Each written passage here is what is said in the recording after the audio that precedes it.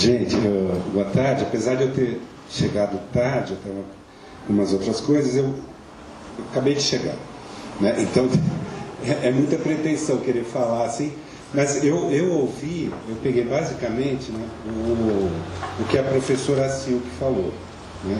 E eu acho que a gente tem que prestar muita atenção, né, no que ela diz, né? E principalmente agora que a gente está, enfim, quando a gente pensa, precisamos construir novos parâmetros, novos programas, a gente está numa outra realidade, né?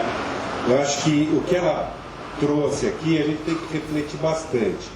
Porque é o seguinte, não basta a gente falar, precisamos construir no Brasil 7 milhões de moradias. Ou se a gente olhar o déficit e falar assim, tem do déficit de 6 milhões e 300, 3 milhões e meio é por ônus excessivo de aluguel. E, sei lá, 3 milhões, 2.800 é por outras causas.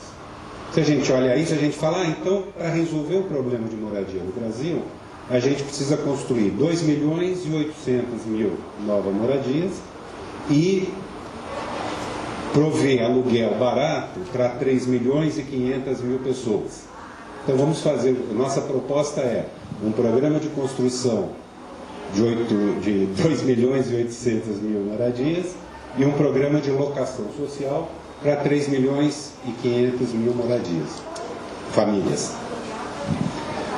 Pelo que ela falou, não adianta a gente fazer isso.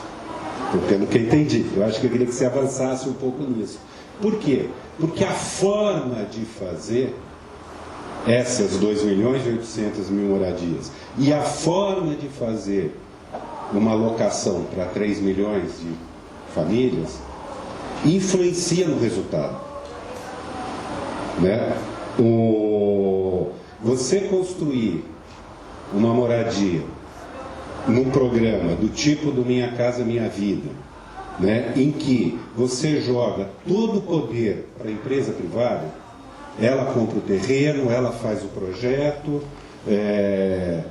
ela constrói e você ainda garante o público que vai comprar, né, porque está vendendo de graça, né? Quando você joga tudo para a empresa privada, né, é óbvio, pela própria forma como ela se organiza, pela obrigação que ela tem de conseguir um maior lucro, que não vai gerar um produto que é bom para a cidade, a menos que o Estado faça a regulamentação desse produto e controle.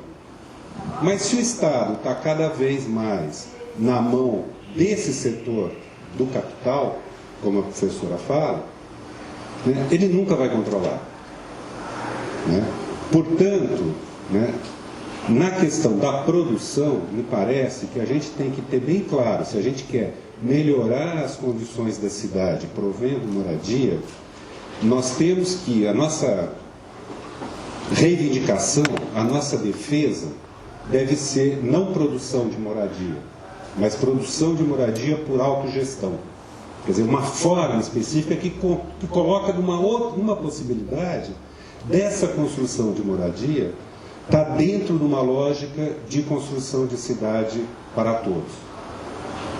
Da mesma forma, a locação social, né? O Brasil, há muito tempo, não tem programa de locação social, não pensa em locação. Eu, quando era novo, jovem, assim, eu lembro que tinha uma época que o governo regulamentava os aluguéis, né? Punha taxas máximas de aumento e tal, enfim, abandonou. A gente nunca teve um programa de locação social.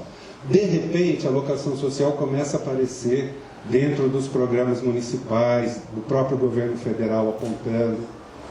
De novo, é a mesma coisa. A locação social, a gente não deve entender como uma proposta que resolve o problema das 3 milhões de famílias que pagam muito aluguel. Porque depende também de como se faz esse programa de locação social, né? O Secov, os setores do capital, né, ultimamente cresceram o olho para essa ideia de locação social. E estão construindo propostas, tem propostas de PPP, propostas disso, propostas daquilo, tentando capturar essa ideia de locação social, porque vê a possibilidade de um lucro. Né? Nessa produção empresarial de locação social, aposto que, né, não vai avançar, não vai ajudar muito no problema da moradia. Então, também na questão da locação social, me parece que a gente deve construir processos autogestionários, políticas que apontem para processos de autogestão na produção e na oferta de um serviço de moradia. Queria que vocês pensassem se o pessoal pudesse falar um pouco sobre isso. Obrigado.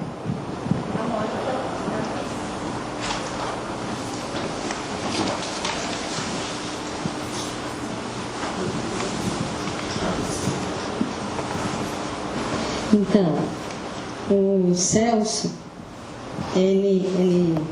quando eu pedi para falar, era mais ou menos nessa linha também, né? Outro dia a Mariana Borel foi lá no escritório conversar comigo sobre a pesquisa que ela está fazendo sobre a assessoria técnica, né? Que é outra questão que está na pauta, né? Até nessa perspectiva aí de novas alternativas, né? Novas velhas, né? E aí eu perguntei para ela, o que você entende por assessoria técnica? Porque eu vejo tanta gente falando, tanta coisa em nome de assessoria, chamando de assessoria técnica, né? Eu perguntei, o que você entende? E aí eu falei para ela o que eu entendia, né? O que é a assessoria técnica? É quando um capital cultural está a serviço, né, do pessoal que está precisando, né, de resolver seu problema de moradia. E como é que isso acontece? Achei interessante que a Silk mesmo citou isso aí agora. Uma coisa é o poder público contratar uma equipe técnica para fazer um plano, e aí pode ser um plano participativo, né? Mas o grupo técnico está ali contratado pelo Estado. Então, ele vai promover um processo participativo, né? Outra coisa a equipe a associação, ou a cooperativa, ou a pessoa, né, contratar a assessoria técnica, contratar a equipe técnica. Nesse caso, é aquilo que o Celso falou. É um detalhe muito grande, que determina muita coisa na maneira de como fazer política habitacional, né? Na maneira de nós, técnicos, contribuir com esse processo aí. Muda o fluxo, né? Aí o técnico, ele está a serviço daquele grupo, daquela pessoa. Pelo menos, mesmo assim, nem sempre é bonito assim, mas tem mais chance de ser, né?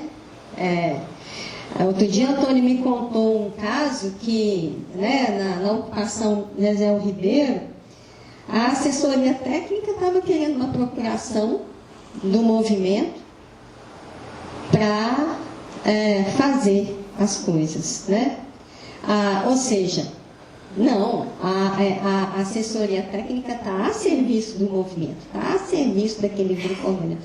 Então, é muito...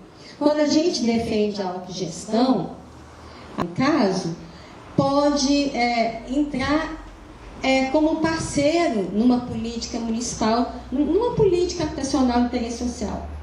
Eu fiquei pensando, eu falei, eu acho muito difícil, a não ser, porque a lógica é outra. Não é nem que está certo ou está errado, a lógica é outra. Então, fiquei pensando, só na condição de um agente promotor de cidade sujeito à aplicação de instrumentos de apropriação de mais-valia fundiária, por exemplo, né? porque aí esse recurso captado vai para um fundo, e aí, no fundo, a gente espera que tenha um conselho, que dê palpite ali, né, que defina realmente como vai ser aplicado aquele recurso. Então, é isso. Eu acho muito importante a gente tornar a luta pela autogestão na política habitacional uma bandeira central. E aí não só para a produção de moradia, como a gente falou ontem, né? Para regularização fundiária, é para urbanização, para, às vezes, para fazer um plano, né? Um financiamento para um grupo, vamos supor, uma comunidade que queira fazer um plano para definir como vai se dar o desenvolvimento do seu próprio território, né? Deve haver a possibilidade, devemos garantir a possibilidade de que essa comunidade possa contratar uma equipe técnica para isso, né? Até para o plano também, né?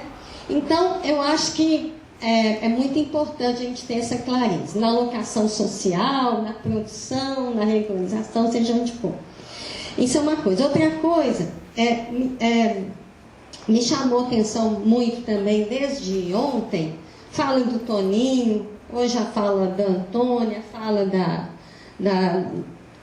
várias falas, sobre como, né, as pessoas que precisam resolver seu problema de moradia, né?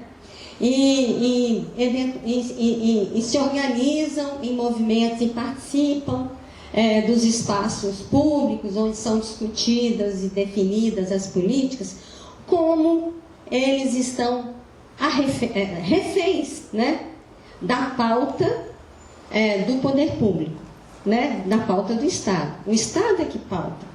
E isso, gente, é dificílimo de mudar. Quando eu apresentei aqui, eu trabalhei na UBEL de 93 a 96, né? Foi muito pouco tempo. E foi lá no comecinho, onde a princípio tinha aquele tanto de gente, como diz a Silvia, bem intencionada.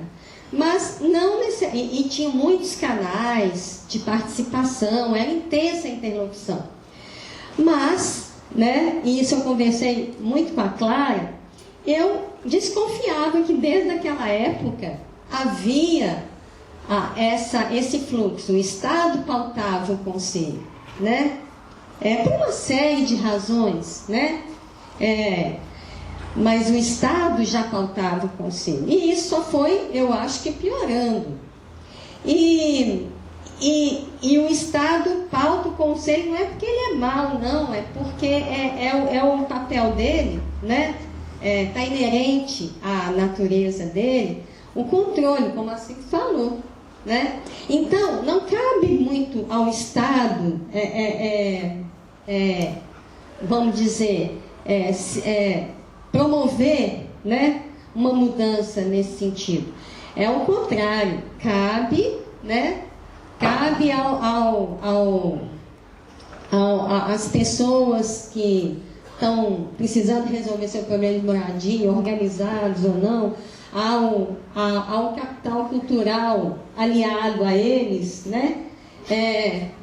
Reivindicar isso, começar um movimento de pautar, né? Isso já acontece de uma maneira mais eficaz em outras políticas. Na política habitacional ainda é bem frágil.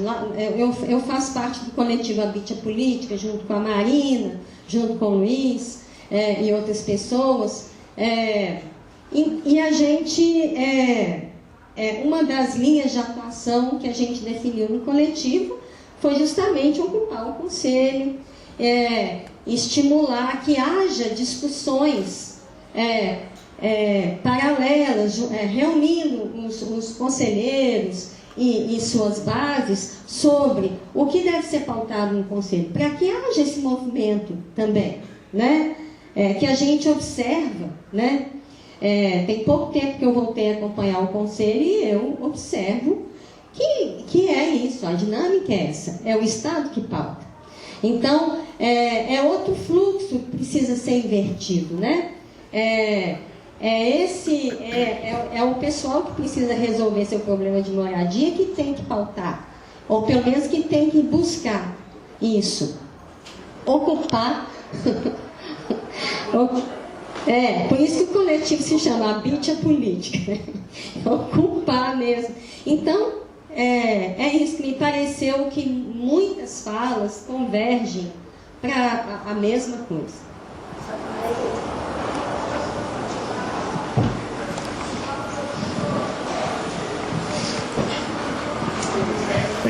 Evandro,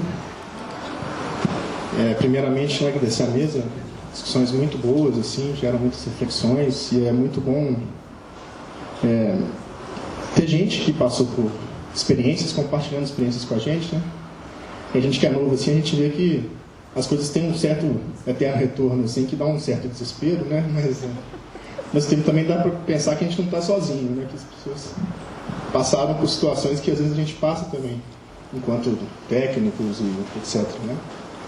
E minha questão é a seguinte, eu entendo que, não só em termos de política de moradia, de habitação, né, mas em políticas sociais em geral, a gente passou por um ciclo aí nos últimos 15 anos no Brasil, né, enfim, tirando os últimos 5, né, vamos dizer assim, durante uns 13, 14 anos, um ciclo em que nós, né, com toda a nossa boa vontade, né, que nós temos muito e também conhecimento, nós fizemos muitas coisas e tudo, mas nós tínhamos, né, um vento soprando a favor, assim, né,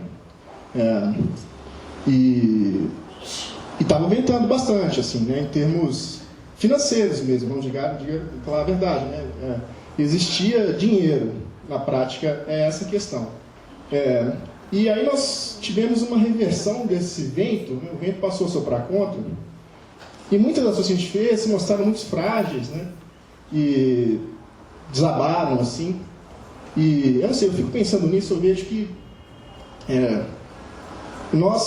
eu sinto que nós nunca tivemos, assim, levamos muito a sério a necessidade de pensar isso, assim, esses ciclos econômicos, por exemplo, em torno das coisas que a gente faz, né? Como fazer quando a coisa se reverte, né? Então, assim, minha pergunta na prática é o seguinte, até da experiência de vocês também, assim, né?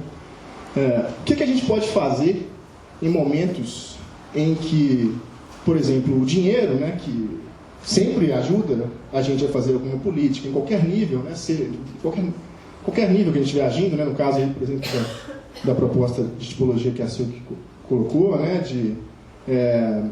seja no nível do Estado, ou no nível do técnico, ou no nível do movimento mesmo, né, é sempre mais difícil, parece sempre mais difícil a gente fazer alguma coisa nesse momento, assim, né, mas o que pode ser feito, assim? Qual tipo de comportamento a gente pode ter em termos de construir política nesses momentos de devastação, né, porque na verdade agora nós estamos vivendo o excesso absurdo disso, assim, né, a coisa não só se reverteu, mas agora está vindo uma ventania muito louca e a gente está desesperado, assim. Então, como que a gente pode fazer? O que a gente pode fazer em relação a isso? Como ter uma ideia, uma ação prevista? O que a gente pode pensar em fazer nesses momentos em que tudo joga contra? Evandro. Deixa eu ver. Vamos fazer depois.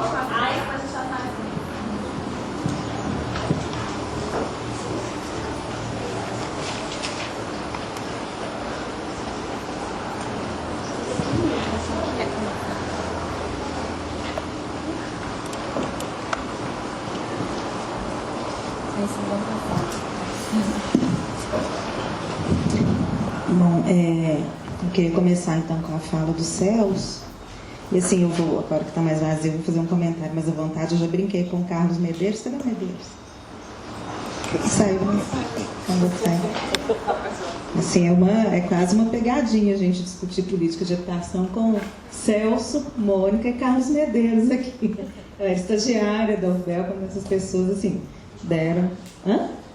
E o João eu lembro menos dele, né? Acho que eu cheguei, ele já estava... Esse processo da construção estava... Enfim, né? Mas, enfim, eu não podia deixar de fazer essa menção à história dessas pessoas na política de habitação. Celso, eu queria, e aí muito dentro que a Mônica também comentou, eu acho que a questão da provisão habitacional, eu acho que é uma coisa que a Orbel tem tentado muito trabalhar, assim. O conceito fundamental para a gente é a demanda habitacional, ela não se resolve longe de um conceito de diversidade de modelos, alternativas e formas de produção, sabe? Então, quando você coloca os números e como que a gente se organiza para lidar com déficit, me veio muito na cabeça isso, assim. Da mesma forma que por que o autogestão, né, a gente não retomou a autogestão, eu fico pensando nesse modelo que a Resolução 52 trouxe de volta para a política, da diversidade de possibilidades. Posso tentar? Então, posso falar assim? Tá? Então, a gente já entende, né? E da diversidade de formas de gestão. Porque, do mesmo jeito que a demanda das pessoas e das famílias é muito diferenciada, né? As formas de atendimento podem ser muito diferenciadas, cada uma lidar um pouco com a reação com o mercado, com a relação de quem produz imóvel. Por exemplo, assim, o autogestão, ele é um modelo que a gente não tem a menor dúvida dele, da capacidade de organização, do efeito positivo disso. Por exemplo, num trabalho recorrente, difícil para a gente, o trabalho de pós-morar, né? A gente tem certeza absoluta do grau de apropriação diferenciado das famílias com os conjuntos produzidos por autogestão. É do Carlos.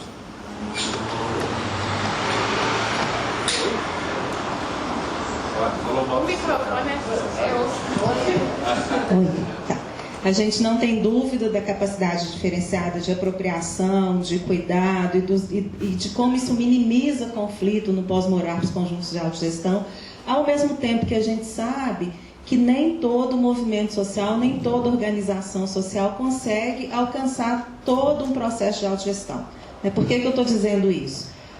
Qual seria o modelo ideal? Que o movimento organizado num patamar mais positivo de organização, de capacidade de gestão, consiga ter uma autogestão mais integral, mas que você tenha para aqueles movimentos que ainda não alcançou essa capacidade, a possibilidade do cogestão, assim como você tem grupos de famílias, como por exemplo, vamos pensar na vulnerabilidade máxima na política hoje, que é a população com trajetória de rua. Né, que a gente sabe que tem, por mais que tenha uma discussão super pertinente do programa Morar Primeiro, né, o Housing First, a gente sabe que tem famílias que participar de uma organização como um mutirão ou como um processo autogestionado é muito difícil, né? Então, para essas famílias, a locação social cumpre o seu papel. Da mesma forma, tem famílias que a questão da moradia está muito atrelada a uma sobrevivência familiar, como, por exemplo, a situação ideal para ela é conseguir aportar recursos na moradia que a mãe já tem, porque ela pode resolver um problema de cuidado da mãe ou de cuidado dos filhos. Esse modelo ideal seria o locação? Não necessariamente. A gente pode pensar num Bolsa Moradia de caráter mais protetivo ou de um auxílio econômico que resolva questões familiares já existentes, sabe? Eu estou fazendo essas ponderações porque na fala do Celso, eu acho que a palavra-chave é essa ideia da diversidade para atender as diversas vulnerabilidades. E não tem um modelo pronto que dê conta da vulnerabilidade, da necessidade, da capacidade de organização de cada grupo social envolvido no processo no déficit habitacional, né?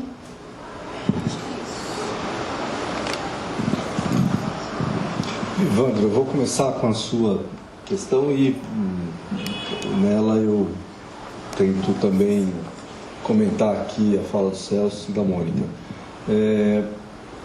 Acho que é justamente essa o intento, ou pelo menos a expectativa que a gente tem com eventos como esse daqui. É muito ruim quando a gente começa a falar, às vezes parece que está entrando nessa categoria do sacerdócio, sabe assim, fica pregando para as pessoas uma autogestão, como se fosse um dogma, uma coisa que tem que defender, assim, não é essa história. No fundo, eu acho que o caminho, em épocas de escassez, em épocas de devastação política, como você colocou, eu acho que justamente são nesses momentos em que a criatividade aflora, assim, são nesses momentos que a coisa aparece, assim. Vi inúmeras vezes, né, as coisas mudarem de rumo. Eu lembro que um dos comentários, um encontro do Movimento Nacional de Luta por Moradia, uma pessoa fez um comentário sobre as militâncias, né, e aí fez um comentário provocativo, né, sobre a militância de Olerite. Nossa, vocês imaginam que as lideranças dos movimentos ficaram baratas, assim, queriam matar a mulher, assim, coitada. Como assim militância? Por quê? Porque a maior parte das pessoas estavam atreladas a um gabinete, atreladas a uma instância do poder público, né, de alguma forma, nas gestões, particularmente nas gestões progressistas, né, que a gente chamava na época e tal, né, sempre tinha gente do movimento enfiada em algum canto, né, da prefeitura ou de alguma agência, né, do governo. Isso, para a gente, no caso de São Paulo, né, a impressão que a gente tinha no período da Erundina, depois a gente comentava isso logo no momento seguinte, né, que foi de extrema escassez, é que o movimento tinha sentado porque vinha já, como eu comentei na minha fala, a gente já vinha de uma década, né, de luta, né, por autogestão e por outras opções de produção de moradia, que não diretamente pelas empreiteiras e tal. E na época da Erundina, né, assim, aquela coisa, são 11 mil unidades que foram produzidas, na verdade foram 6 mil, né, que foram produzidas durante o período da Erundina, e mais 5 mil que ficaram paradas durante um tempão e que depois foram sendo concluídas ao longo do tempo. Mas, de qualquer forma, né, são em torno de 11 mil unidades produzidas por autogestão. E isso, o que a gente comentava é que o movimento de moradia em São Paulo tinha sentado numa poltrona bastante confortável, com um copo de uísque do lado, e estava achando que tudo era bom, assim, né, que ia continuar assim ad eterno, pro resto da vida. E não foi, né, foi uma trombada que deu logo na esquina, né, e muito disso, né, provocado até mesmo por integrantes do próprio movimento de moradia. Eu lembro que numa obra grande que a gente tinha em São Paulo, eram 561 famílias, no dia seguinte das eleições, o candidato da situação era o Suplicy, e venceu o Maluf. Na semana seguinte, a gente na obra, conversando com os mutirantes, vários declarando voto no Maluf. Foi como o cara votou contra ele mesmo. Assim, como é que pode? Essa obra vai parar? Não, imagina. Não, isso não tem nada a ver, uma coisa não tem nada a ver com a outra.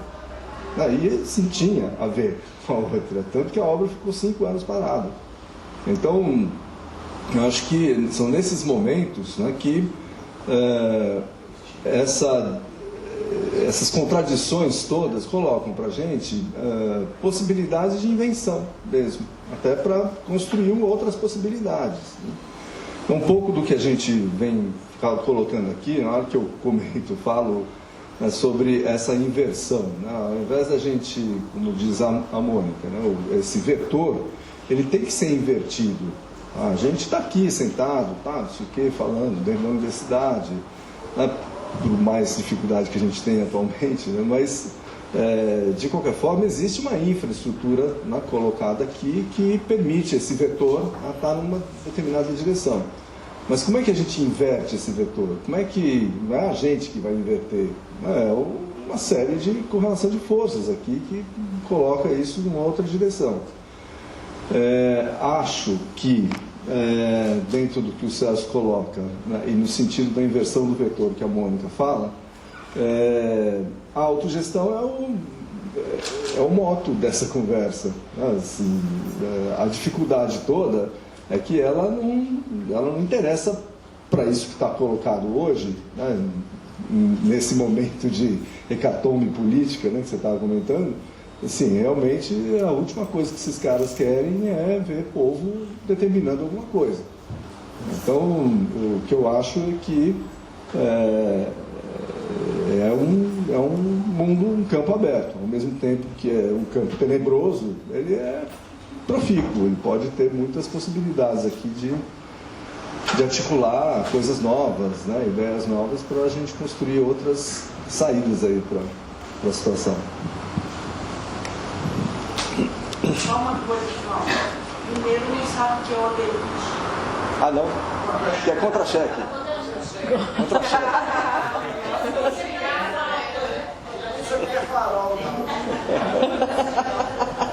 Contra-cheque. Ultimamente ninguém sabe nem que é olerite, Nem contra-cheque.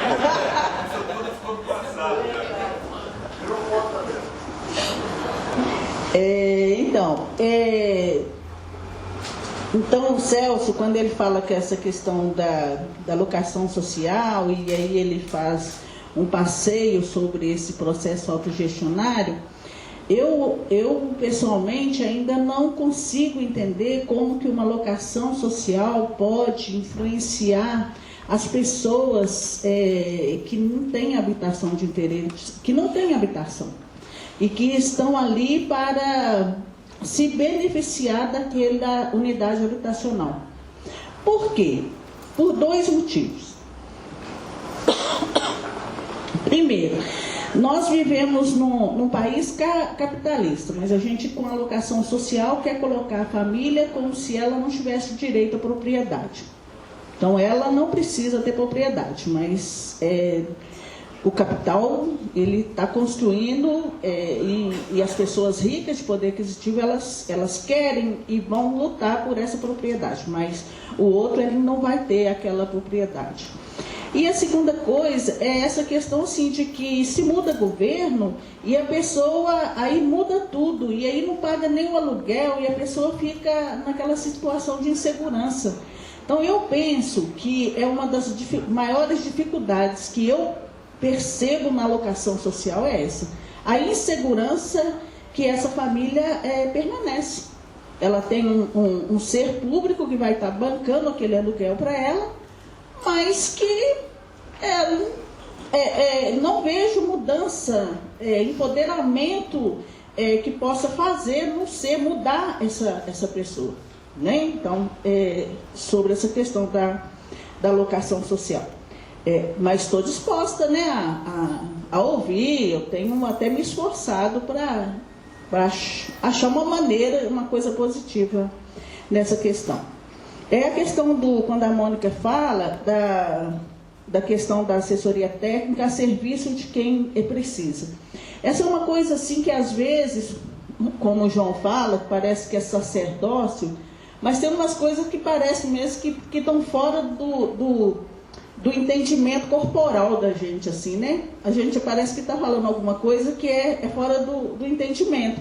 Mas é isso que faz com que as pessoas que estão necessitando daquela unidade habitacional se sinta um pouco perto de um ser humano igual ao outro, né? Então você estuda, cada vez que você tem um curso superior, você chega com um saber superior.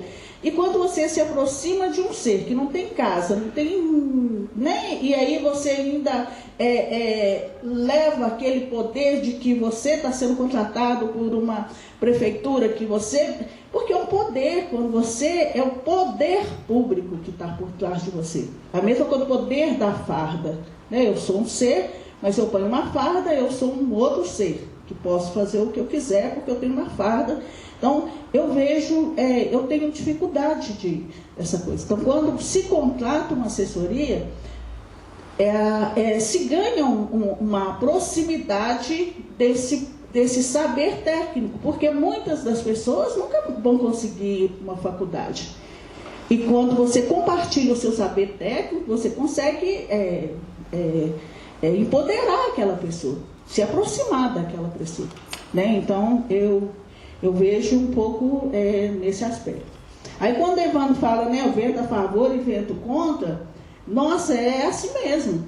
E é mais difícil ainda para a gente que já viveu o vento a favor, aliás, viveu o vento contra, viveu o vento a favor, e agora nós estamos vivendo o vento contra. Nossa, porque dá uma saudade do vento a favor. Nossa, porque a gente viveu o contra, viveu a favor, e agora novamente a gente está vivendo aquele que é contra. E esse contra está muito mais difícil porque nós não tínhamos ainda vivido o contra. Aquele contra a gente não sabia, não tinha vivido o positivo. A gente não tinha visto quanto que é bom, quanto que é gostoso, o que era... Né? Eu estava falando, não sei se foi com o Carlos, na época que a gente estava no período bom, a gente queria fazer 24 horas, só trabalhar e fazer as coisas, e fazer um monte de coisa. Tanto é que quando o João hoje foi passando ali, a iniciativa popular e não sei o que, a gente não pensava, mas a gente só queria trabalhar e fazer um monte de coisa. Tanto é que a vida passou, 20, 30 anos, passou e a gente construiu um monte de coisas bacanas, que pessoalmente e coletivamente a gente achou que nunca ia acabar. Né? E não acaba. Na verdade, quando você fala do vento a favor e o vento contra, se a gente está aqui hoje, novamente, sentado aqui, eu lembro há 17 anos atrás, que a Leda estava fazendo um seminário aqui embaixo, né? Aí a gente estava ali, conversando, né? Falando dessa política. E hoje, quando eu entrei aqui, eu pensei, 17 anos atrás. 18, né? 18 anos atrás. E nós estamos novamente aqui. Então, assim, eu acho que é essa dinâmica mesmo, né? Vento a favor, vento contra. E eu acho que... Também eu acho que a beleza da vida é essa, né? Imagina se fosse tudo só a favor, né? Não ia ter graça, a gente nem ia estar aqui tendo que falar com vocês, que a gente ia falar só coisa boa, né? Então, eu acho que é isso. O legal da vida é isso mesmo.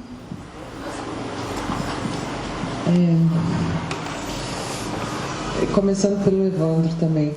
Existe um estudo de um sociólogo chamado Lazarsfeld, que é um austríaco, depois migrou para os Estados Unidos. Esse estudo é bem famoso, do início da década de 30, logo após a crise de 28, né? 29, sei lá. Quando teve primeiro uma crise econômica e depois uma grande guinada para a direita. É uma das primeiras pesquisas empíricas, assim, de campo, sociológicas, bem conhecida, bem importante. Ele é contratado pelo Estado, no caso, para pesquisar numa cidadezinha que era toda ela dependente de uma certa fábrica que fechou, tá? Então ele deveria usar esse lugar como, sei lá, laboratório para descobrir se a classe trabalhadora, até então nessa cidade muito organizada, tenderia à revolução ou à resignação no momento da crise. Quer dizer, perdendo emprego, tudo isso, se a galera ia assim, subir nas tamancas ou a guinada seria para a direita. O resultado é absolutamente claro, a guinada é para a direita. Tá? Porque as pessoas começam a se preocupar. Antes tinha lá associação de futebol, tinha vários times, tinha coisa de teatro, clube de dança e muita discussão política nessa cidade. Era uma classe trabalhadora, sindicato muito forte, enfim. Até nesse nível simbólico, os caras produziam muita coisa, literatura. E assim, eles passam a cuidar da sobrevivência material, criar coelhinho, esse tipo de coisa, sabe, para comer. Muito cuidar cada um da sua familhinha lá. É um desastre o negócio.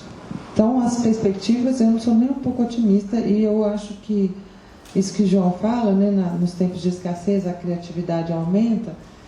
Assim, tomara, mas eu acho que a tendência não tem sido essa em outras ocasiões, sabe? Se a gente quiser que seja, acho que nós temos que batalhar por isso de alguma forma. Aí, agora nem para a coisa da Mônica, um pouco também,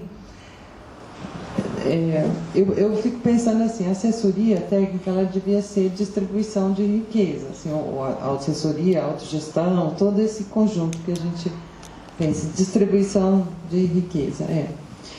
E distribuição de riqueza significa assim, vamos acabar com o capital, né? Porque aí não ia ter mais essa bobagem, vamos acabar com o Estado, que também não ia mais ter essa bobagem, controle, né? Uns controlando, planejando pelos outros, mas também vamos acabar com o conhecimento técnico como uma exclusividade.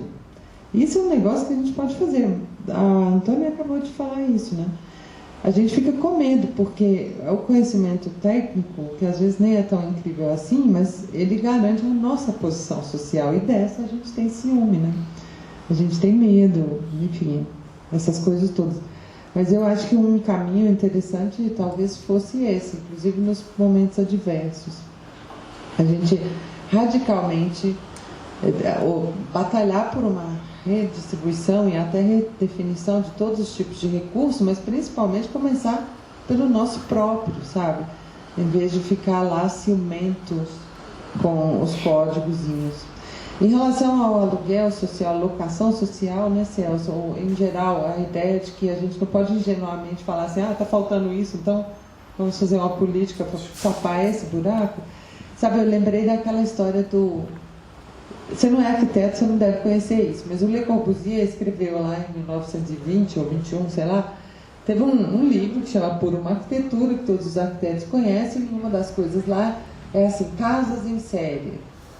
E ele vai construindo um raciocínio do tipo, resumindo, tudo que é produzido em série fica mais barato. Então, se tá faltando moradia porque os trabalhadores não têm como comprar moradia, vamos fazer em série, que ela vai ficar mais barata, aí vai resolver o problema. Basicamente é isso. Só que, sim, a terra não é um bem produzido e, portanto, tudo vai para o saco. Então, você produz moradia em série, o preço da terra aumenta, o conjunto moradia que está em cima de algum lugar até encarece, né? Até piora a situação. E, então, acho que justamente esses mecanismos, ó, você tem toda a razão, é fundamental entender. Tem uma ingenuidade no negócio que às vezes é absurdo. Agora, em relação à locação, eu conheço dois exemplos que eu acho interessantes.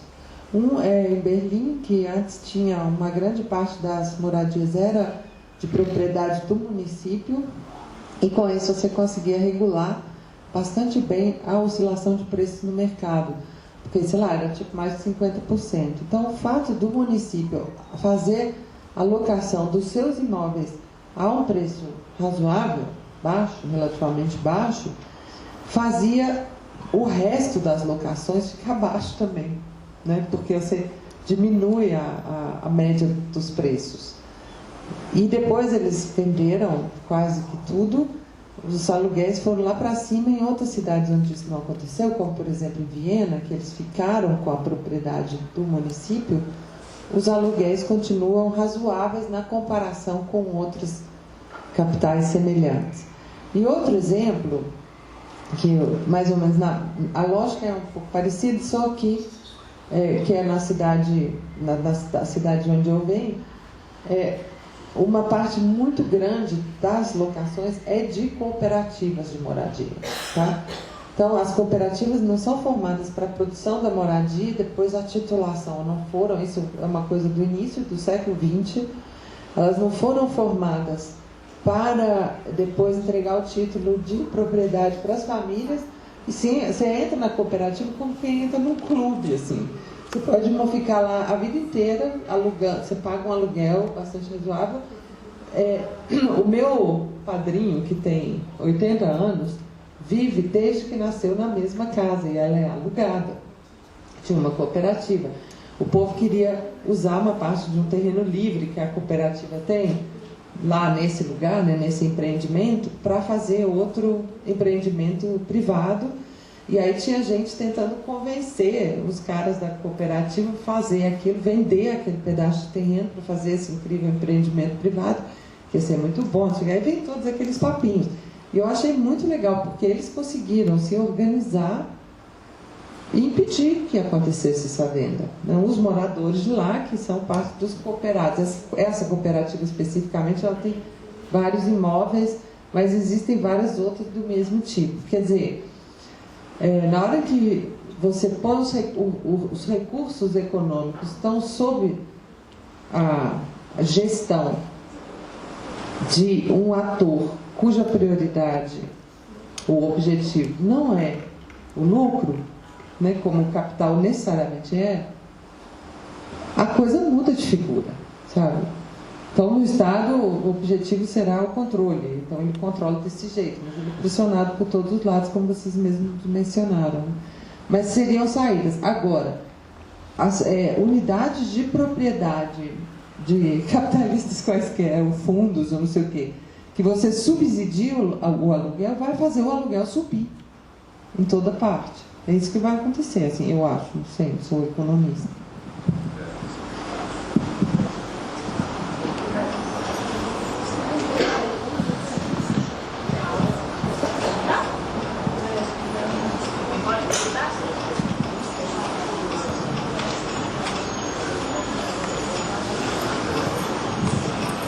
Boa tarde, sou Marimar, arquiteta. A pergunta é para quem gostar de responder, quem quiser. É o seguinte, eu pensei, também autorizada pelo João Marcos, em poder sonhar, inventar, né, buscar o novo.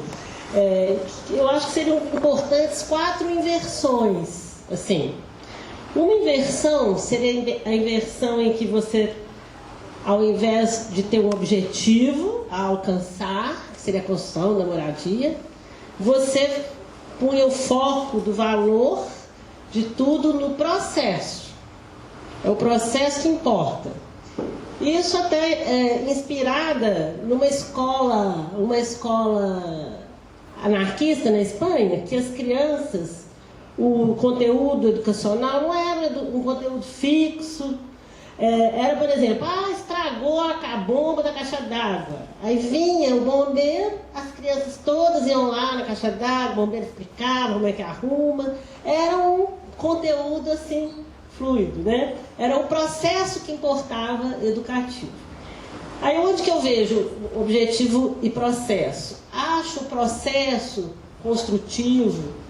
Primeiro, eu vou falar até de uma outra inversão lá na frente, que eu não acho que seria só a moradia. A outra inversão é entre monocultura de uso por multiuso. Né? Porque eu acho que também acho um pouco errado a gente falar só em produção habitacional. Porque a vida humana ela é múltipla. Né? A vida humana não é só morar. O homem, isso tem a ver com o modulor, né? Com os tempos modernistas, que você tinha a casa, o lugar de morar, o lugar do trabalho, o lugar do lazer, tudo separado. Acho que a vida não é assim, né? A vida é múltipla. Então, acho que a gente também tem que pensar espaços múltiplos, principalmente sustentáveis, do trabalho. Por exemplo, você vai construir não só o seu morar, mas o seu lugar para trabalhar, o seu lugar para ganhar vida, para ganhar renda. E a outra inversão é entre individualismo e coletivismo. Porque você vai trabalhar, mas você vai trabalhar sozinho. Você vai trabalhar com outros, com pessoas que se identificam com aquela atividade. Então você vai construir uma coisa muito maior do que simples morar. E o morar também pode ser repensado. O morar não precisa ser essa moradia familiar, isolada, cada vez a família mais isolada do mundo. Não. Os refeitórios podem ser coletivos. Isso eu sou filha de espanhóis. Na Espanha, os prédios antigos, o andar de cima é todo coletivo, ficam os tanques. As pessoas vão lavar roupa todas juntas. Todo mundo lava roupa lá na cobertura do prédio. E ele é um espaço coletivo, ele não é de ninguém. Então, acho que os modos de morar também podem ser repensados. Então, essa seria a terceira inversão. A quarta inversão, entre propriedade e direito de morar também, que é um pouco disso que a Silke falou, que acontece, né, lá na Alemanha, que você não precisa ter a casa não como um bem, um bem de troca, né, mas um bem de uso, né, no modo marxista de pensar. E é isso, e essa troca da monocultura do uso pela das multiatividades, que eu já falei antes. Então seria pensar nesses termos uma nova política para a vida e não para a habitação, que eu acho que só falar em produção habitacional já acho sectário. Acho que nós temos que falar de produção para uma vida plena. Acho que esse é o termo mais adequado.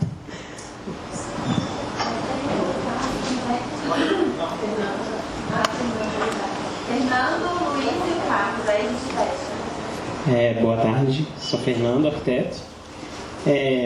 Eu fiquei, acho que começando pela fala de João Marcos, Vou tentar tecer um pouquinho todas e falar o que eu aponto, às vezes, como necessidade da gente pensar. Assim.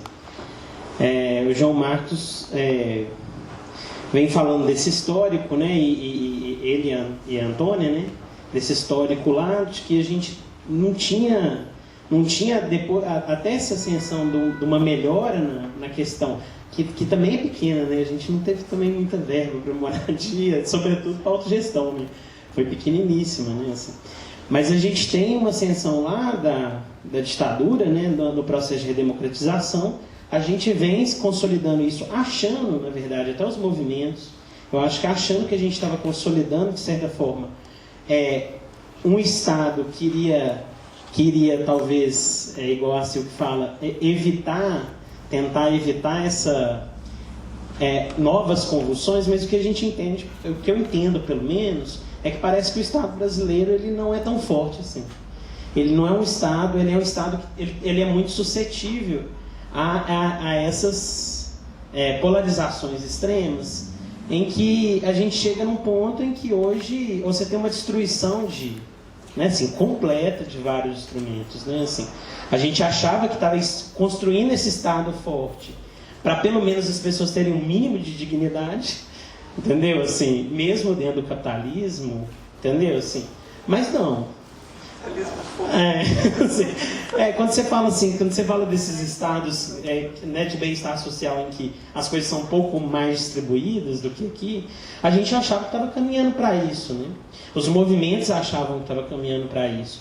Eu acho que esse processo todo, eu acho que é importante a gente fazer uma leitura dele, da gente não cair no mesmo erro que a gente caiu, todo mundo caiu, de pensar que nós faremos políticas de governo. Entendeu? Assim, a gente não está lutando por política de governo. Eu acho que a gente tem que lutar, se a gente quer lutar dentro, né? Eu acho que o meu horizonte é mais largo do que o Estado e o capitalismo, mas se a gente quer lutar por um mínimo de dignidade aqui, a gente não pode pensar em governo, a gente tem que pensar em Estado e não cair no erro do que foi de achar que um governo ia ser o salvador e ia conseguir fazer toda a política e que nada depois ia vir destruindo. Então, assim, eu acho que a mobilização a partir daqui, eu acho que a gente tem que manter, recomeçar, aproveitando isso e recomeçar com essas novas alternativas, né? Discutindo essas novas alternativas, mas a gente não pode cair no erro de que um governo vai nos salvar, não. De que um governo vai manter e que a gente vai conseguir manter esse governo, não. Se a gente quer pensar em Estado, a gente tem que pensar que, mesmo com o governo que vier bonança para essa área, a gente vai continuar mobilizado e requerendo mais para que ele se implante como Estado e não como governo.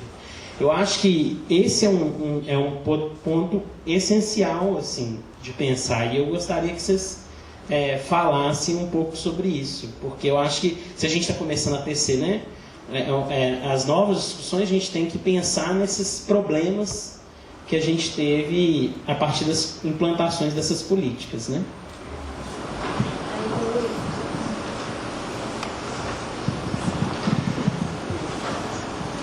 Bom, meu nome é Luiz, faço parte do coletivo Habite a Política, e eu me lembrei de um texto, ou melhor, de um trecho de um texto que eu li há algum tempo que me chamou a atenção, esse trecho.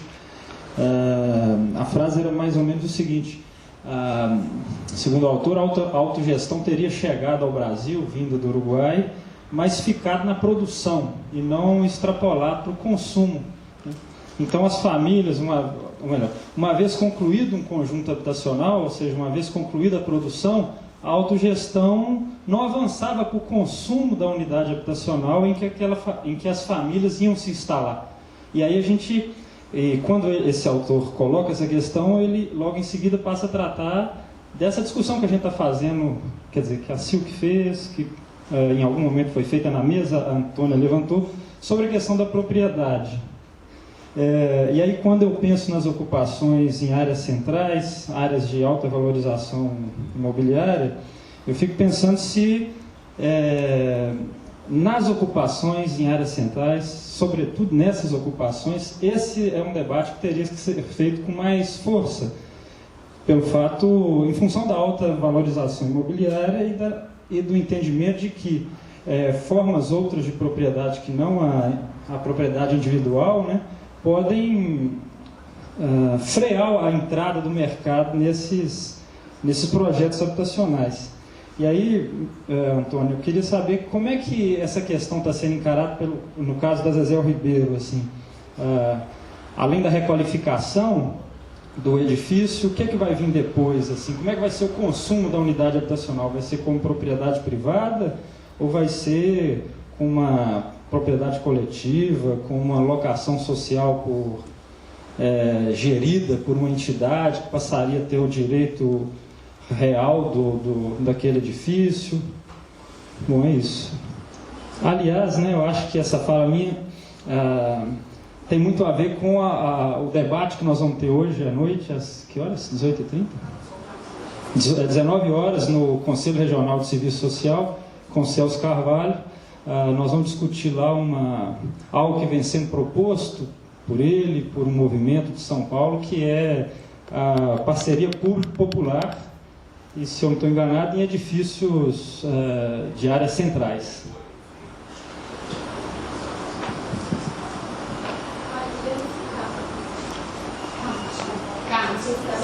Você vai falar? É na Rua Tupis 485, no 5º andar. Perto da Praça 7, aí desce Amazonas ali, perto do Mercado Central. Balança no mercado. Boa tarde a todos e a todas. O primeiro ponto que eu queria abordar ele não está presente aqui, né, o Murilo. Eu vou falar, a Clara não está aqui também, mas então não tem que falar, não tem muito jeito. Conselho. Se alguém tiver aí que participava, vocês me rebatem. O conselho lá de habitação, no meu período lá que eu participei, depois, 2003 a 2010, teve 2 tempos. Um com Pimentel e o outro com Márcio Lacerda. A Clara fez uma pesquisa, até comentei com a Mônica a respeito de uma certa efervescência no final de 2010 ali para poder construir a proposta do plano local. A Silvia deve lembrar disso. Mas eu queria fazer um registro aqui. Muita gente falou a respeito da pauta do governo. Olha, a pauta do governo, vou falar aqui um negócio seríssimo.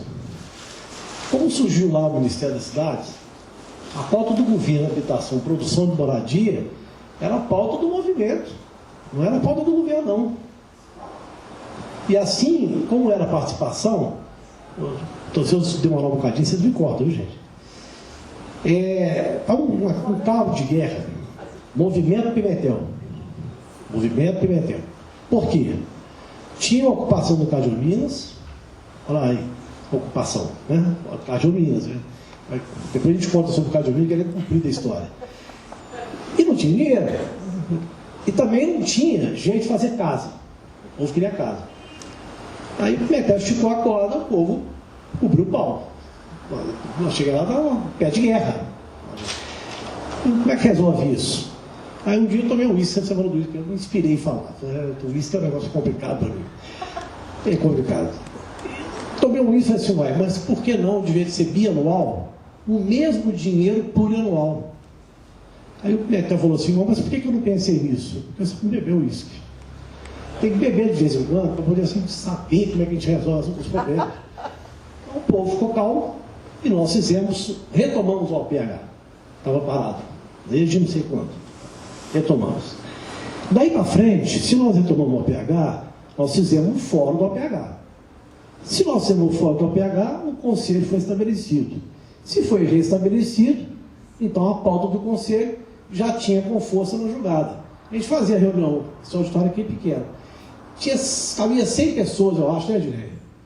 Mas o público era de 120. Aí cobri isso aqui tudo assim. Todo dia a pauta do conselho saía da com força da habitação. Então, se a Clara tivesse me entrevistado, eu ia contar essa historinha. Menos o uísque, claro. Não ia sair nos anais lá, o uísque não combina muito bem. Mas, pessoal, eu acho que a questão da pauta, da questão de vilas e favelas, ou é na área de risco, ou é urbanização, é urbanização. A questão do orçamento participativo, aí estou lembrando do Patrus aqui, segunda-feira passada, ele até chorou aqui, porque ele fala de orçamento participativo e democracia participativa. Né? Porque chora mesmo, o pessoal pensa recordar daquilo tudo é muito complicado para as pessoas. Né?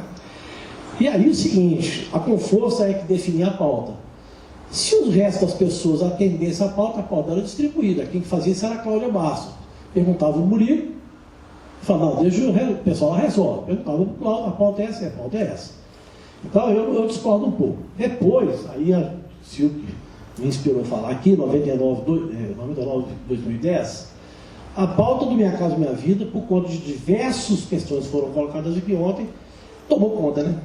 Só discutia, aí era Minha Casa Minha Vida, por quê? A gente nem sequer sabia qual era o critério de distribuição de benefício. E já está discutindo Minha Casa Minha Vida. Né? Então, tão de tarefa para ser feita, tão de estudos que eram para serem feitos, né? e não tínhamos as respostas. E aí eu vou encerrar essa questão, que a Edilé dizia, e aí depois quando eu já tinha saído, ela fala comigo, nós temos a nossa política municipal de habitação, Minha Casa Minha Vida é apenas um programa. Quando eu saí, eu falei, a Edilé tinha razão. É verdade. Agora está provando isso. Quando você tem um governo que quer, faz. Quando não quer, não faz. É programa, acabou tudo. Então, a política, por isso que o João Márcio colocou, quando ela é estruturada, você pode não ter um recurso, pode não ter avançado em algum outro ponto, mas ela está aí.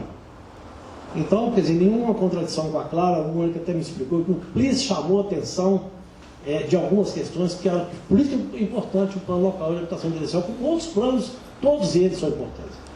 Né? Eu acho que esse registro eu queria falar aqui para contribuir da questão da participação, porque eu acho que sem a Conforça, tanto a habitação quanto o orçamento participativo de obras regionais, que envolve a cidade toda, depois tentaram até o OP digital, eu nunca gostei muito daquilo, para ver se a classe média participa, tanto não participa que vota mal.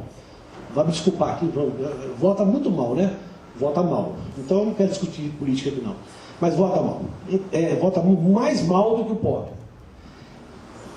Outra questão rápida, é o seguinte, o Celso me entusiasmou aqui falar de, em tempo de vacas magras, e o Toninho falando ontem, duas questões me levantam aqui. Não sei como é que está o negócio de terra em Belo Horizonte, foi feita uma confusão lá desse negócio de terra. São duas coisas que eu acho que nós vamos ter que voltar a pensar. Não é lote urbanizado. E aí o povo resolve isso. É melhor resolver com técnica, podemos chamar de autogestão. Já fizemos, lembrou bem, não é cogestão não, autogestão mesmo. Aula de urbanizar. Mas como se não tem terreno em Belo Horizonte? Não tem mesmo não. Agora é engraçado. Foi feito Minha Casa Minha Vida, aí que eu queria que o Murilo tivesse aqui e não está. Eu falo para o Murilo, nós temos que discutir consórcio. Consórcio tem que ser, mas o prefeito não combina com o outro. Não combina mesmo não, mas tem que combinar. Sabe o que aconteceu? Minha Casa Minha Vida foi parar lá em Betim, foi parar lá em Contagem, foi parar lá não sei aonde. Ocupou a agenda da prefeita da época. Porque a MRB sabia que tinha Minha Casa Minha Vida e que só dinheiro. Comprou os terrenos todos. Aí o problema da Emília, quando fala, a Emília Maricato, quando ela fala, o problema da Minha Casa Minha Vida é problema da terra. E é mesmo. Aí Betim tem terra, tem prefeito que fala comigo, se Medeiros, onde é que você vai? Vai os pobres, vai junto com você. Né? Mas tem que ir mesmo. Lembra do Cabo fez um trabalho muito bacana, fez Minha Casa Minha Vida à vontade, a Rose está ali, participou da área social. Eu acho que vários modelos de gestão, sempre quinta-feira a gente fala sobre isso, e Ipatinga. Ipatinga, quando eu chego lá em Ipatinga, tem mais 4 autogestão lá, 3 residenciais com empreiteira, mas que a turma do movimento participava integralmente do mesmo jeito como se fosse a autogestão feita pelo pessoal de lá, da turma que foi beneficiada. No entanto, tem um outro, mais grandão, de 300 unidades, que o pessoal participa integralmente. E também, Minha Casa Minha Vida, aí que eu faço um pouco da defesa do Minha Casa Minha Vida. Conjuntinho chique, rapaz, 120 unidades, 130, que coisa bacana aquele conjunto lá, hein? 2 quartos com varanda, um negócio bacana, viu? Então nós temos que dar uma pensada, né? Está pensando aí alguma coisa para poder pensar o futuro? Nós vamos ter que voltar com a barraca de lona do Exército, não passar aperto de licitação, porque né, não é o caso, é muito, mas a gente agora já sabe fazer licitação, né? E botar ar-condicionado para tudo, bota ar-condicionado para todo mundo. Põe todo mundo, igual o Paulo Versiano fez do Mariquinhas, botou todo mundo lá na área institucional. Foi feito projeto, foi feito tudo direitinho como manda o figurino. Patrus tinha dado 200% de aumento dos professores, quase que a área econômica não tomou posse. Cadê o dinheiro, Patrus? Eu não sei, eu sei que são da área econômica resolve. E o Toninho lembrou bem, são 3 mil lotes urbanizados com material depois. Resolveu o problema. Então, eu acho que essa questão de falar, sempre que não tem dinheiro, eu encerro agora dizendo o seguinte, sabe como é que surgiu o OP, gente? Eu fiquei sabendo 10 anos depois. Tinha um sujeito muito inteligente, chamado Maurício Porras. Ele deu uma batida no Rubel, deu uma na Sudecap e disse assim, Pimentel, nós temos que fazer um OP. Não, mas por quê, mano? Não tem dinheiro para nada. Você só fala que não tem dinheiro. Só de não tem dinheiro. Acho que o Piro nem sabia o que ele era. Foi embora. Aí o seguinte, senhor, Maurício Boy lá no BNDES que contou, é que eu vi que vocês não iam conseguir construir nada, vocês não tinham equipe, então nós vamos demorar para fazer projeto. Eu falei, mas se nós conseguíssemos depois de 2 anos, aí nós íamos embora correndo.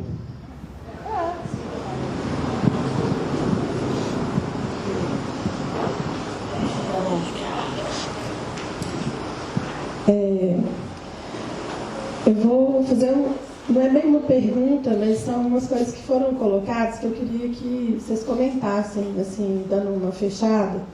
Por exemplo, a Mônica ficou pensando, né, no capital, como fazer essa parceria com o capital privado. E aí a solução que você coloca, eu acho que ela é muito mais uma solução de um Estado forte do que com o capital parceria. O Estado dá conta de não privilegiar o capital e privilegiar os pobres e fazer o capital ir para o lugar que tem que ir, né? Então, eu acho assim, é impossível mesmo parceria com o capital. Eu acho que se a gente ficar batendo nesse trem, não vai funcionar nunca mesmo, sabe? E acho que é um negócio que ia ser legal de vocês comentarem, porque eu acho que tem várias tentativas nessa direção, acho tanto na Urbel, quanto dos próprios movimentos e ONGs, e o próprio movimento às vezes tenta, e acho que isso é um tiro no pé total. A outra coisa é que, assim, pensando nesse Estado forte, né, que acho que seria ótimo a gente não precisar do Estado, ou tal do desvanecimento do Estado, mas para isso precisa de um movimento gigantesco, né? E se a gente questiona a propriedade privada, é uma construção. Então, uma educação socioespacial, uma pedagogia socioespacial é fundamental para isso, antes de chegar nesse momento. Não dá para simplesmente achar que, não, vamos então não ter nada e basta propor coisas como aluguel social, ou sei lá o quê. Eu concordo totalmente com o Antônio que no momento de propriedade privada dominando, não tem como ter uma proposta dessa, isso é um absurdo, verdadeiro, né? Então, assim, e quando a Silvia fala também assim, em Berlim funcionou há muito tempo, no outro lugar, tipo, funciona até hoje, porque o povo conseguiu fazer uma... Não é o Estado. Não é o Estado, mas você pode ter um grupo corporativo que chega no lugar também em Minas, que a coisa do Estado forte é fundamental no momento desse, né? Então tem aquele caso de Arcata que eu acho ótimo nos Estados Unidos, que o povo fala assim, nós não queremos essas cadeias de franquias, né, de comida aqui. E aí o argumento no Estado você pode participar, da corporação não. Então a gente tem que pensar nisso, assim, o Estado forte não é um governo, não é política de governo. Só que uma política de Estado pode ser desmontada pelo governo do momento. Então, assim, é um impasse que eu acho que eu queria que vocês comentassem um pouquinho disso. E a outra coisa, que nesse caminho também, né, quando a Marimar fala aqui, eu acho que tem uma ingenuidade monstra nas propostas, porque, assim, eu fiquei pensando assim, nossa, isso parece aluno do início do curso fazendo proposta. E a gente tem que pensar assim, tem que discutir mesmo propriedade privada, isso é um problema, mas não é simplesmente inverter as coisas, porque a gente já viu que isso não vai dar certo, né? Então, se a gente pega lá, assim, uma luta monstra do Menelemê, da Lourdinha lá com o Manuel Congo, eles conseguiram fazer uma cooperativa, conseguiram fazer milagre, basicamente, né? E uma cooperativa de trabalho e tal, e você vai lá e tem tipo ela trabalhando numa cooperativa, porque o resto do povo não engaja. Então, não adianta a gente ter esse ideal assim, tudo vai ficar lindo, e habitação junto com o trabalho, tal. E aí tem a outra iniciativa, né, do Menelemê também em Caxias, que a Luciana Lago está super esperançosa, e eu estou torcendo para que dê certo mesmo, que é pensar a coletivização pelo trabalho, e não pensar a coletivização pela propriedade. E aí, mas aí tem a terra, tem a questão de um movimento pela terra mesmo, e não é só pela moradia, quer dizer, o trabalho das pessoas está atrelado na mesma lógica, né? Eu queria que vocês comentassem um pouco isso, porque eu acho que são pontos que tocou todo mundo.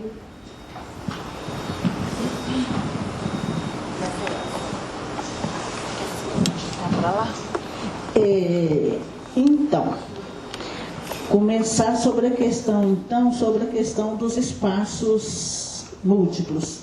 Então, assim, eu penso que esses espaços múltiplos, eles são muito bem-vindos, né? E toda a maneira diferenciada que se faz a habitação de interesse social é muito importante. Quando fala assim por exemplo, no Uruguai tem a propriedade coletiva e os empreendimentos são belíssimos, e embaixo dos empreendimentos se tem as lojas onde que as pessoas fazem a gestão do empreendimento, né? E ali elas fazem todo um processo, o recurso gerido ali é para a cooperativa. Por exemplo, as pessoas que moram, se começa com uma família de 4, 5 membros, mora num apartamento de 100 metros quadrados, a família vai diminuindo, depois fica no final da vida com 2 pessoas, aquela família muda para um apartamento de 1 quarto, e então faz uma gestão, e tudo gerido pela cooperativa, né? Então eu acho que é um processo que é interessante, que a gente tem que fazer mesmo. A questão da cultura e todo o restante na unidade habitacional. Só que, no nosso caso aqui no Brasil, nós tivemos propostas de projetos que se fazia em cima, como você falou, lavanderia nos últimos andares. Nós tivemos proposta de 4 lojas que estão lá. Nós conseguimos fazer a fundação e está lá gramado, esperando um dia que nosso Senhor Jesus Cristo ajudar, subir as paredes. Esse outro projeto que era a lavanderia, a gente não conseguiu fazer, porque quem que ia fazer a gestão do processo, dinheiro público não é para construir esse processo, tem que ser construído, a unidade habitacional. Então, assim, a situação é um caminhar ainda, o processo gestionário é um caminhar ainda, que a gente não conseguiu alcançar ainda. Nós estamos num patamar que nós ainda estamos naquele patamar que você tem que construir a sala, cozinha, o banheiro e olhe lá. Se o projeto for um pouquinho diferenciado, mais bonitinho, tiquinho, aí, mas recurso público para fazer um projeto desse, então ainda nós temos que avançar nesse processo, né? É um caminhar ainda, que nós estávamos indo e retomando e voltando para 50 anos atrás. 50 não, né? 20 anos atrás, né? Aí quando o Luiz fala da questão de como que é a questão da propriedade coletiva, nós estamos numa ocupação lá, onde que vai nascer 88 apartamentos, e se tem uma conversa de propriedade coletiva? A conversa tem. Nós falamos toda reunião, a gente conversa, reunião mensal, tudo nosso é um processo de falar que a propriedade é coletiva, mas as pessoas não conseguem nem entender que aquele espaço é coletivo, quanto mais que a casa que ele conquistou, porque está morando numa ocupação, etc, não vai ser dele, ele não vai ter a propriedade. Então, nós estamos muito distante ainda de fazer esse caminhar. Uma coisa é a conversa, você começar a conversar, e outra coisa é a gente conseguir, até porque nós não temos hoje um aparato jurídico para trabalhar, para trabalhar essa questão da propriedade coletiva, né? Assim, em São Paulo tem todo um processo já começado, mas aqui a gente ainda não caminhou muito. No ASCA, por exemplo, as primeiras unidades habitacionais que nós fizemos uma ata numa das assembleias e falamos que a gente teria 100 anos de propriedade coletiva, que a gente ia viver naquele espaço e que a gente não ia vender por capital, etc, etc, etc. Lógico que foi uma questão, né, de boa vontade nossa. Segurou algumas pessoas? Lógico que segurou. A maioria das pessoas estão lá ainda no processo de convivência, de uma relação muito bonita. Mas nós tivemos pessoas que venderam a casa, comercializaram e etc, etc. Porque a vida é uma dinâmica. E a gente tem que acompanhar a dinâmica da vida dessas pessoas. Né? Então, é forte essa coisa. A questão, quando o Carlos fala da questão falou várias coisas, mas eu falo que nós tivemos um processo autogestionário muito interessante na época do Pimentel. Lógico que foi tirado, gestado de lágrimas e sangue, porque nós tivemos uma perda de um empreendimento ali perto da PUC, né? A gente estava com um projeto pronto ali perto da PUC para construir, acho que era 34 unidades habitacional, né? E aí o entorno se movimentou e não queria pobre, etc, etc, etc, que éramos nós, né? E aí o prefeito, junto com a turma, aceitou de que realmente a gente não era capaz de morar ali. E aí então, para aliviar um pouco a barra do governo, ele colocou todos os terrenos do município à nossa disposição, para que a gente pudesse construir o crédito solidário. Né? Hoje a gente tem terrenos bacanas lá, unidade habitacional lá na Tancredo Neves, Santa Rosa, etc, etc. Mas não é um processo que aconteceu porque é bonito, interessante, não. Foi uma situação diferente, que é bom se dizer. É ruim falar, mas eu gosto de falar, também não perco nada em falar. E também, né?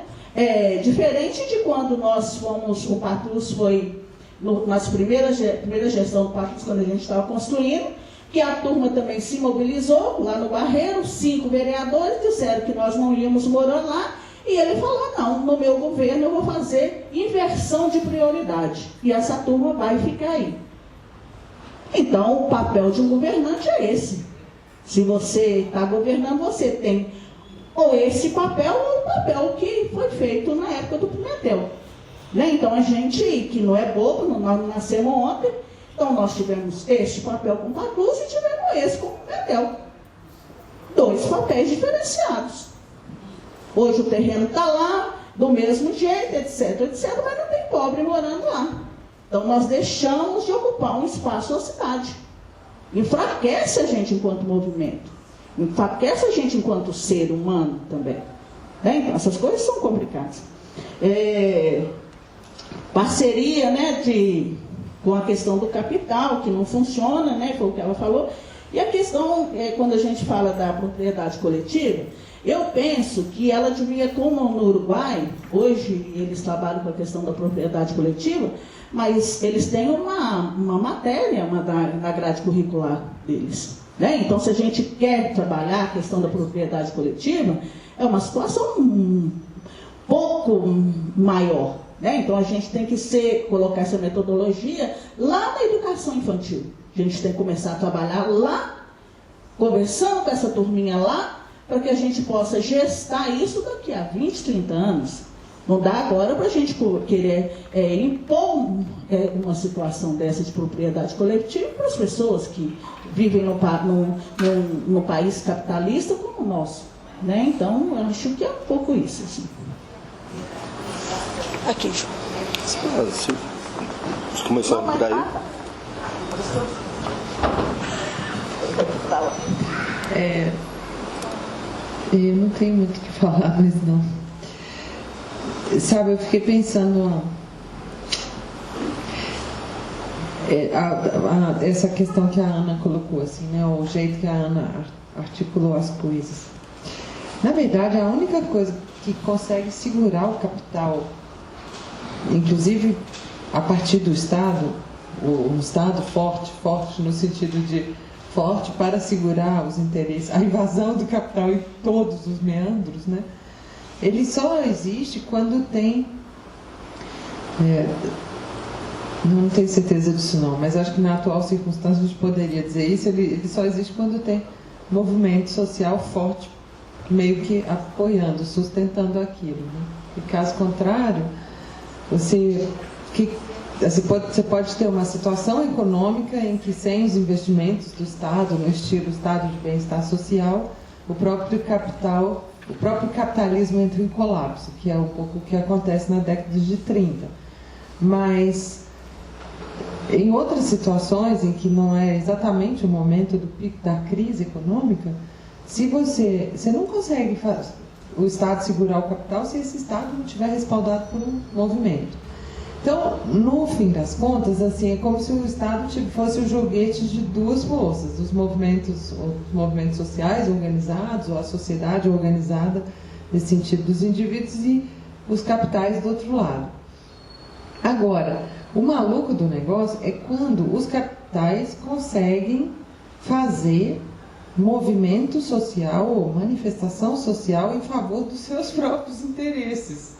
Ou seja, porque aí a gente fica sem nada, né? E eu acho que essas máquinas de um pouco manipulação, não sei, não estou querendo fazer nenhuma teoria da conspiração, mas, sabe, tipo fake news, não sei o quê, isso, aquilo, ou mesmo essa situação de expulsar o empreendimento habitacional de um bairro, e aí a vereadora lá pode dizer, não, mas isso aqui foi uma manifestação popular que foi contra a implantação disso, entendeu? Quer dizer, na hora que você consegue representar o interesse do capital como um interesse popular, aí é que o negócio fica realmente horrível, sabe? Então, não sei, Ana, eu fico pensando que o que a gente tinha mais fazer era... não sei não, mas assim, de alguma forma... que as pessoas entendam essas relações, sabe? E insistam na manifestação, enfim, pelos seus próprios interesses. No final das contas é isso, né? Pessoalmente, eu estou falando assim, os interesses... Como o João estava dizendo, o pessoal lá de repente vota no Maluf, sabe? Quer dizer, uma constelação ideológica de representações distorcidas, não sei o que faz o cara sistematicamente agir contra o que seria o seu próprio e mais genuíno interesse de classe, no caso, né? É isso aí, não sei agora, sei lá.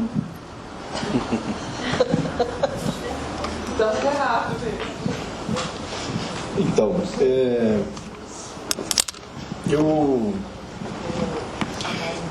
eu acho que nessa... O Fernando coloca que a história desse Estado brasileiro não é tão forte, né? Enfim, e na esteira disso, né, a ideia de lutar por políticas de Estado e não políticas de governo.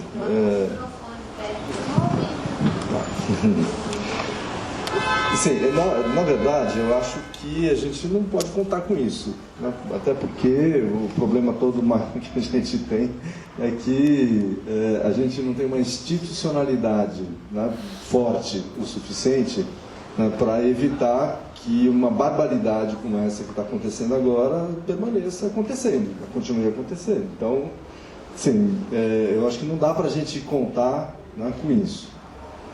Agora, por outro lado, né, também, assim, de certa forma, não quero ser o otimista que é um pessimista desavisado, né, assim, mal informado. Pelo contrário.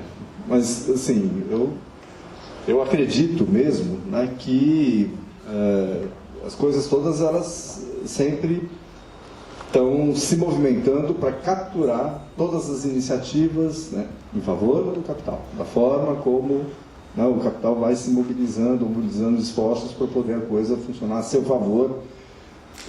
Eu cito exemplos, né? Você fala, Ana, por exemplo, com relação aqui à parceria entre o capital, né, com o capital, das iniciativas populares com o capital. Dentro dessa perspectiva, assim, é uma coisa tão surreal. A gente tem, a usina tem um empreendimento junto com o pessoal da União de Movimentos de Moradia em São Paulo, na Leste 1, que é o São Rafael, são 700 unidades. O que acontece? Não é uma parceria, ninguém quer fazer parceria com o dono da terra, né? Mas ela acontece, a revelia do dono da terra, inclusive do dono da terra. A revelia dele, não, claro que é a favor dele. Acontece o seguinte, são 700 unidades. Por que são 700 unidades? Porque usa a normativa do Minha Casa Minha Vida, entidades, né? Aí verifica o potencial de ocupação do terreno, o cara que está vendendo o terreno sabe fazer a conta, né? Então ele faz a conta e descobre que são 700 unidades, e 700 unidades corresponde a tantos por cento do valor da terra. Eu quero tanto pelo terreno. Isso é uma lógica meio estúpida, né? Mas é a lógica. Aí o que acontece? Ele valorizou uma terra, você não imagina onde que é o lugar. É uma biboca atrás da antiga Petroquímica União, lá no São Rafael. Esse é um lugar que só tem casinhola, tudo. Nós vamos construir torre de 18 andares. Assim, por quê? Porque o potencial de ocupação do lugar... Sim, é uma pessoa assim, o que nós estamos fazendo?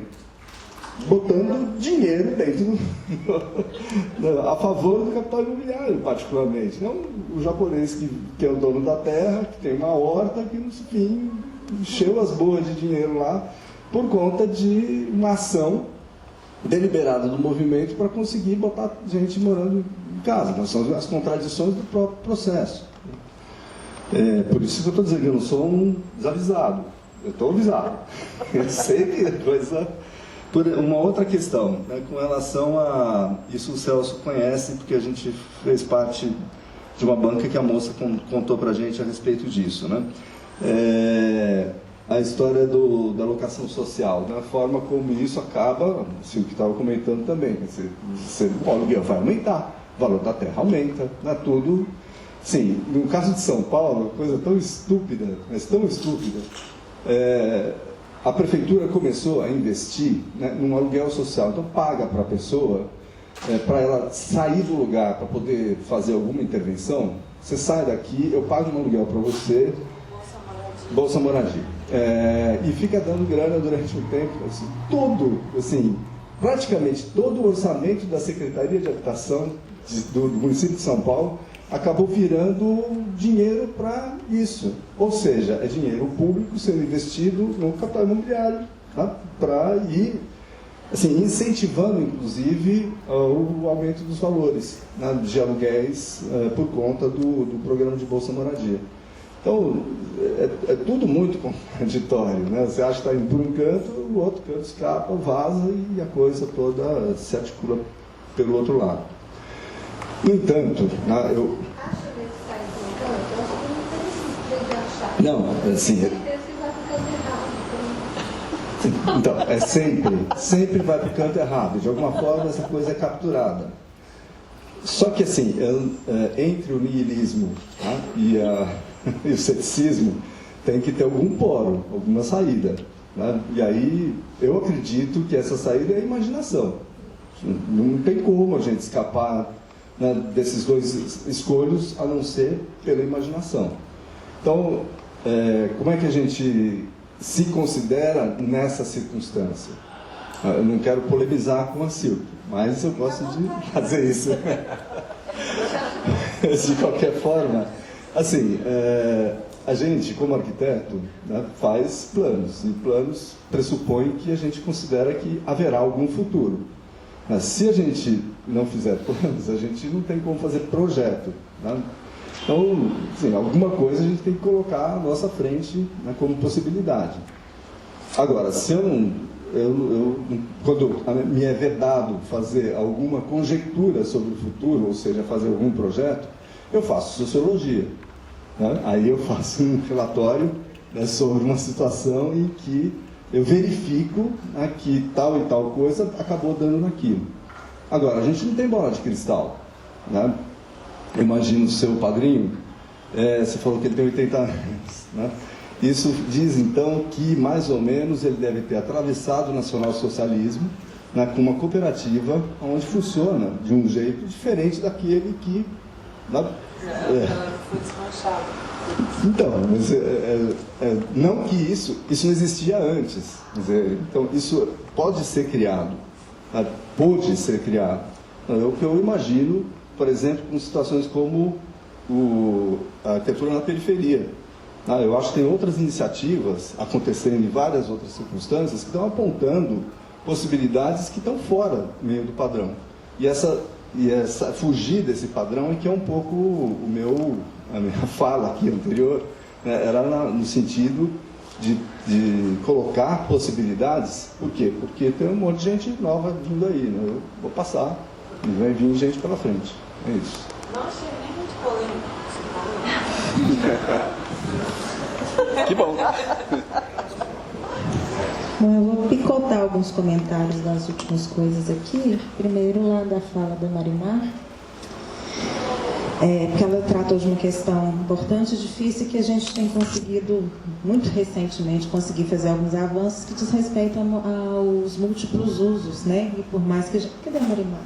Está aqui. Eu acho que por mais que a gente tenha clareza que múltiplos usos colaboram muito para a sustentabilidade do local, a política de habitação tateou nisso a vida inteira. É muito recente as tentativas com relação a isso, né? E as dificuldades que a gente encontra, como, por exemplo, unidades habitacionais produzidas no âmbito de programas de financiamento não topavam o financiamento do uso misto com a unidade comercial acoplada. A gente tem a primeira experiência agora, muito recente, ainda em construção, né? Da mesma forma que discutir um caminho para a indenização de imóveis comerciais, garantindo a sustentabilidade econômica daquela família, também é uma coisa que a gente conseguiu muito recentemente, né? Então, estou fazendo esse comentário assim, para sinalizar um avanço recente e necessário, porque é impossível não pensar necessidade habitacional com necessidade de sobrevivência e geração de renda próxima ao local da família, né? Até pelos outros custos de deslocamento, que é impossível você fazer esse desassociado. Então, assim, falando do lugar que eu falo, que é o lugar institucional da Urbel, né? Acho importante demarcar esses pequenos avanços que a gente tem. Da mesma forma, quando você coloca os usos múltiplos, espaços coletivos, a gente teve uma conversa recente disso, inclusive com a pastoral de rua, e trazendo essa mesma demanda, assim, como que a gente poderia otimizar modelos habitacionais que tivessem também espaços coletivos que podem racionalizar o custo dessa unidade até e contribuir com a coletividade, né? E com a construção do coletivo, da gestão coletiva desses espaços. E acho que lá, mais uma vez, na Resolução 52, resultado dessa construção de todo mundo que está aqui, esse caminho da diversidade está lá apontado, é um desafio colocado para a gente conseguir avançar nesse modelo. Marimar também colocou, Ana mencionou, Luiz mencionou, assim, eu sei que é um debate recente e difícil de fazer, mas a gente está na hora do debate necessário da mudança de conceito do direito de propriedade para o direito à moradia. E a gente sabe que a discussão é árdua e difícil, principalmente ao reconhecer que tem um passivo da política de habitação, né? Desde a época do APH, a gente entende que tem uma dívida a ser paga, mas é necessário fazer a discussão, a gente tem começado a tatear isso no Conselho, com os movimentos, por uma série de questões que vão, inclusive pela lógica, em época de cobertor curto, e eu acho que a política de habitação vai a cada dia sentir mais os efeitos, né, do cenário nacional, né? Então, a gente precisa pensar em alternativas que atendam o maior número de famílias, e a gente precisa pensar também nessa experiência de como que nem sempre a propriedade fica o tempo inteiro na mão de quem efetivamente precisa da habitação, né? Por isso, eu acho que esse conceito novo da política de habitação, do atendimento contínuo, enquanto se fizer necessário, ele é um conceito interessante, precisa ser colocado em debate, né? A gente sabe que é muito difícil, a gente sabe que é novo, a gente sabe que a gente, infelizmente, ainda vive no mundo da propriedade privada, mas está na hora da gente, né, avançar na discussão, né? Colocar as... Porque assim, propriedade consiste em meio. Deixa eu perguntar rapidinho, só para esclarecer. Não, é só assim, quando você fala a gente precisa discutir o direito de propriedade versus o direito de moradia, discutir com quem? Porque quem não tem moradia vai, obviamente, ser a favor de ter moradia, não vai ter problema nenhum se essa moradia estiver garantida mesmo sem propriedade. Agora, quem tem propriedade não vai entregar para quem tem moradia. Não é uma questão de negociação, assim, nesse sentido, sabe? Como se a gente conseguisse, passo a passo, acostumar as pessoas à ideia de que propriedade privada não é uma boa. Não sei, talvez eu esteja sendo muito pessimista e você tenha ideias muito boas. Estou só colocando a descrição. Na verdade, assim, eu estou ponderando isso das novas perspectivas da nova política de habitação, da política unificada, que atender com propriedade, como ela tradicionalmente atendeu, tem limites do ponto de vista de capacidade de atendimento, orçamentário, e também toda essa questão que nem sempre a propriedade, porque quando você atende com a transferência de propriedade, ela é definitiva. Só dentro da política Dentro, não, estou falando... Não, estou falando, até por isso que eu mencionei, vou falar dentro da caixinha institucional de onde eu falo. Né? E esse debate está colocado, a gente vai até no próprio conselho, agora que a gente está no processo de regulamentação da locação, a gente volta a fazer ele lá de todo jeito. Isso mais alguma coisa. Assim, eu acho que eu vou terminar comentando um pouco o que o Fernando falou. Não, eu queria fazer, Medeiros, na hora que você saiu, eu brinquei que é do desafio, que era responder sobre política de habitação para vocês. Então, vou aceitar o desafio de responder. Assim, eu acho que quando a gente apresenta o conselho, por mais que ele tenha, né, e aí, lembrei que eu queria fechar com essa fala também.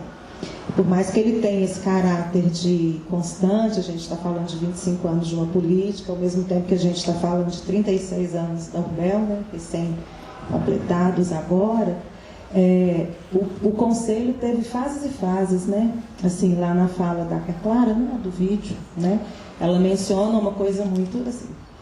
E foi um dado que eu quis trazer, acabou não dando tempo, eu ia mostrar um pouco em gráfico o tempo dessas resoluções, até para entender como que os movimentos políticos, o cenário político, interferem consideravelmente na produção do Conselho, né? De ter uma leva de resoluções importantes, fundamentais no início, dos períodos de ficar mais parado, do poder público pautar, ou do movimento pautar, né? E de um momento mais produtivo agora, né? E eu queria dizer disso, assim, o cenário político faz toda a diferença, mas eu queria usar essa consideração para responder um pouco, falar um pouco daquilo que o Fernando falou, juntando com uma fala do João lá no início, que eu fiquei com ela na cabeça assim, o tempo inteiro. Que o João, quando apresentou, fez uma pergunta assim, por que uma política pública dura 25 anos, né? E muitas não têm esse vigor, né? As coisas não avançam. Então, assim, eu queria falar um pouco de dar a minha opinião, de por que a gente está aqui falando há 25 anos da política de habitação, porque para mim é daí também que está a saída que nos resta nos tempos difíceis, assim, né? Eu acho que a primeira coisa, eu não podia deixar de falar diferente, né, do lugar de onde eu falo, eu acho que uma das razões da gente ter a política consolidada é ter uma instituição consolidada na constituição dessa política, que passou por pessoas, como eu já brinquei, que são fundamentais na criação, que até hoje continuam no debate da habitação, né? Por ter um corpo técnico que tem, ao longo do tempo, repassado esse conhecimento e essa discussão sobre a política de habitação, independente de cenários municipais favoráveis ou não, né? Mas tem um corpo técnico insistindo, mesmo que seja pouco, mas não vamos deixar essa política morrer. E não menos importante, né, e não é por último, não é por isso que eu deixei por último, por ter um movimento que pauta a habitação cotidianamente e de uma maturidade para lidar com os momentos de diversidade, assim, que é uma coisa mesmo de ser experiência para qualquer lugar, né? Assim, eu fico pensando, e aí eu tenho que fazer, né? Fica parecendo uma coisa de puxação de saco, mas eu acho que é necessário. Eu fico pensando nessa política sem construção, como da Antônia, como da Edneia, que está ali, né? Que soube o momento do conflito, mas soube o momento também de fortalecer essa política, mesmo que ela estivesse desmontando, mas vamos lá, que essa política a gente está construindo junto, né? E o tanto que isso faz diferença para a gente construir essa coisa que é constante, perene, que quase afunda e reanima, mas que a gente consegue ter referência de uma política pública construída duramente, que inclusive pode ser aquele lugar que dá pequenas alternativas quando o tempo está muito ruim, né? Ah, não tem nada de recurso vindo para o governo federal, então vamos lá junto, ver aquilo que a gente já pensou a vida inteira, o que é que dá para a gente fazer então com o pouco recurso que a gente tem, né? Então era isso, eu acho que além de, e obviamente, né, esses espaços de discussão que estão sempre voltados para a política, como a Escola da Arquitetura, um comentário que eu preciso fazer, cadê ela? Está ali. Quando, por exemplo, a gente, acho que foi o João mesmo que comentou da alocação social e o risco com relação ao mercado, eu fiquei pensando aqui, mas assim, a gente vai ficar super atento aos ensinamentos da Marina na alocação para a gente tentar criar mecanismos de regular o mercado. Por que eu puxei esse exemplo? Para dizer como é importante esse campo de participação plural na construção e nos caminhos que a política de habitação tem encontrado, né? Então é isso, assim, eu estou encerrando nesse bololô para fazer essa referência, a importância